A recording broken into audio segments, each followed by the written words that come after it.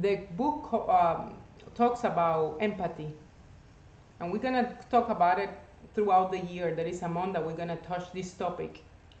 If I have a family member that wants to consume crystal meth, what is that? The desire of the particle. And I have to respect that. If my mom is sick, what is that? The desire of the particle.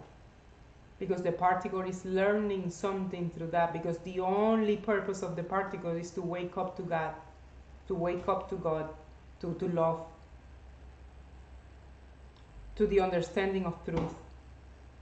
If there is a war between two countries, what is that?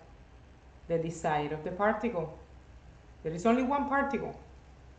As a collective, we are the sonship. If there is an invasion of another country, what is that? The desire of all of those particles being invaded. If we understand that, we don't suffer. And not suffering doesn't mean, well, whatever it happens, and I don't suffer for the world. No. You stop suffering, but you commit to the light. And you understand that you only can do what you're here to do. Because we are all, as a collective particle, having a collective dream too. The politicians that, me as a particle, being born in Cuba, that Cuba has had is the desire of the collective particle that Cuba as a collective is. Because every soul that is coming from the second dream to the third dream wanted to be born in Cuba and experience everything that we experience over there. Because that creates something in you. And that also breaks the program a little more. That's why we say in the beginning that the book says the plan is already written. Your only option is to choose from your decision maker how do you want to face your own experience. You want to live it with peace or you want to live it with fear? And then me as a particle of the whole, okay, Father, what am I here to do? My mom is sick. What am I here to do? A family member is consuming drugs. What am I here to do? A son, a partner, a friend had an accident. What am I here to do? We just ask. But we don't suffer. Because if we suffer, I am committing to suffering, first of all, and I am joining suffering. I am joining the other on suffering. I cannot suffer with you. Because if I suffer with you, then my possibility of being of help on the situation just goes away.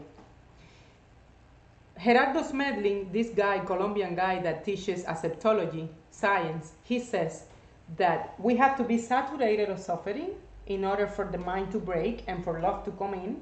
That's the first step. That's why you cannot help anyone. People come to you.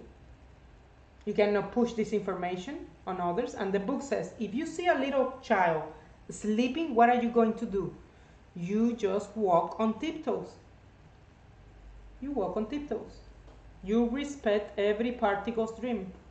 Because they need to be here, guys. They need to be here.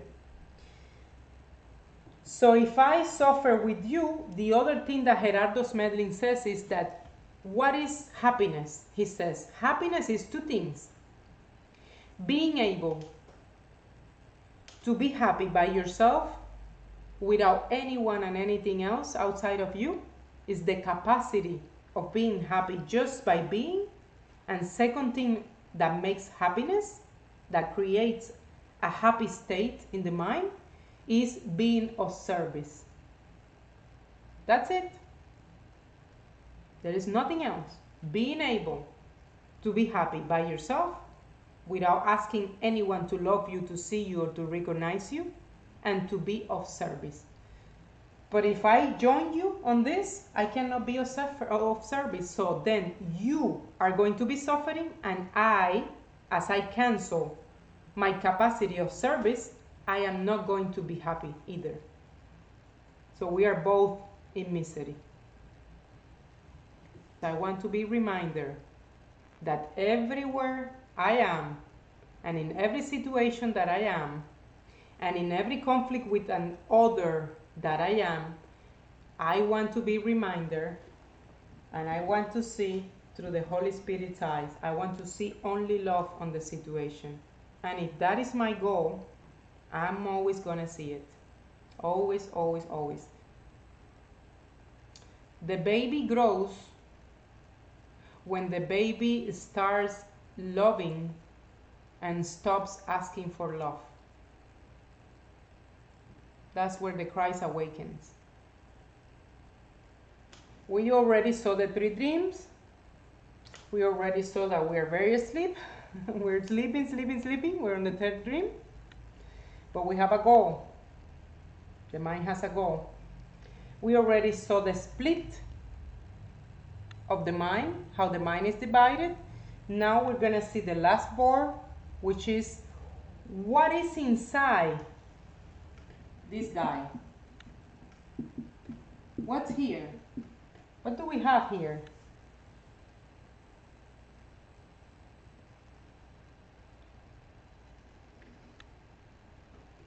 Okay. So we are all familiar with this term, with this image. The conscious mind, the subconscious mind, 5%, 95%, and I think it's a lot. It's been very, very generous with this 5%. The eyes are here. Imagine that there is a door here that opens from time to time and allows information to come to the conscious mind. We open the door for this information to come to the surface, to come to the conscious mind. But when we take these medicines, or when we go to sleep at night, or when we meditate, or when we do hypnosis, or when we do regressions, what are we facing? First, everything is love. Remember, we cannot forget about this. Everything is love. But what is inside the subconscious mind? 3 packages. The individual package, the family package, and the collective package. Underneath these 3 packages, we have what Carl Jung called the self. A Course in Miracles, the Christ consciousness. Buddhism, Buddha, the Buddhist consciousness, Buddha consciousness, and so on. So at the end, who is pushing the information? Who is opening the door? The one that is dreaming the dream. The self, the Christ, or the Buddha? The particle. So this is the desire. Because why? Because the Christ consciousness wants to delete all this, and we can see it at the end, and it wants only love to be here, only love to take possession of the whole mind. But this is the mind. Remember, all these packages are contaminated by guilt and fear.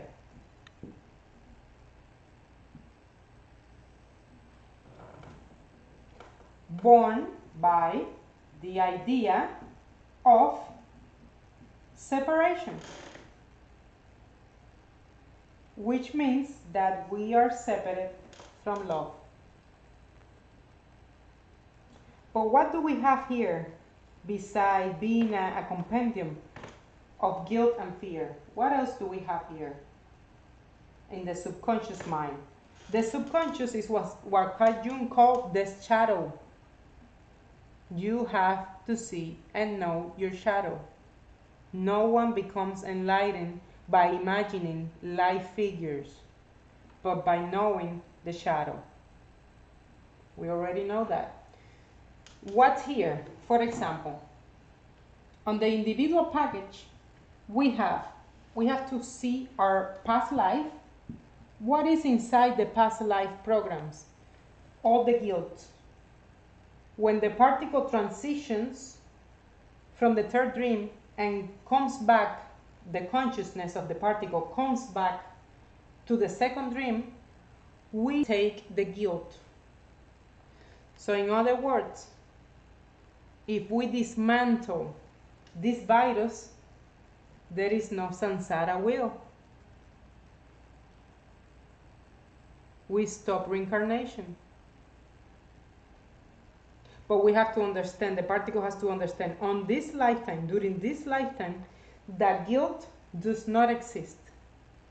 And that is the process. That is the studying of the book, meditating, working with dreams at night, which we're also going to go through it throughout this year, taking medicine, shamanic medicines, whatever you want to call it, is to dismantle the guilt in the mind.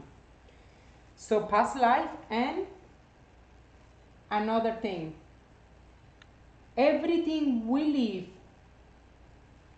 let's say everything our parents as a consciousness that we came through were living 3 months before we came into our mom's womb, 3 months before we were conceived, 3 months before, what were they living? How was their relationship? How were they getting along with their families? How was their economic life? How was their life? Because that is an imprint that our subconscious mind gets. So -3 until are 7 years old. That is on the individual package. Okay, done. That is where the child consciousness and awakening and my baby and my child, all those words come from this package. The baby in me, the child in me. And then the family.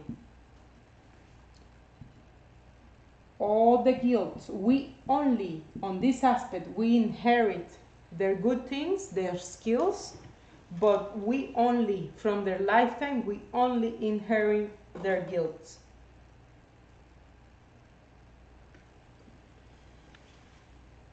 We have to see all the situations that they live in suffering, in silence, in solitude, that they didn't have the chance to grieve, to understand, and to share and speak up.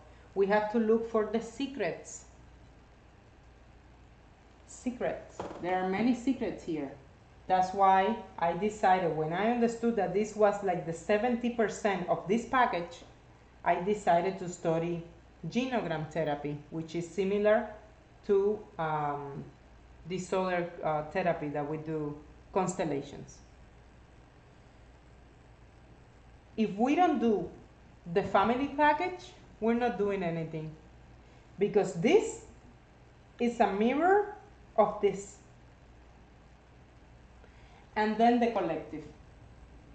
That's why we all dream that we fly, that we swim with sharks, that we are falling from a building. We share the same archetypes while we're dreaming. Why? Because we share the same collective package. What do we have here?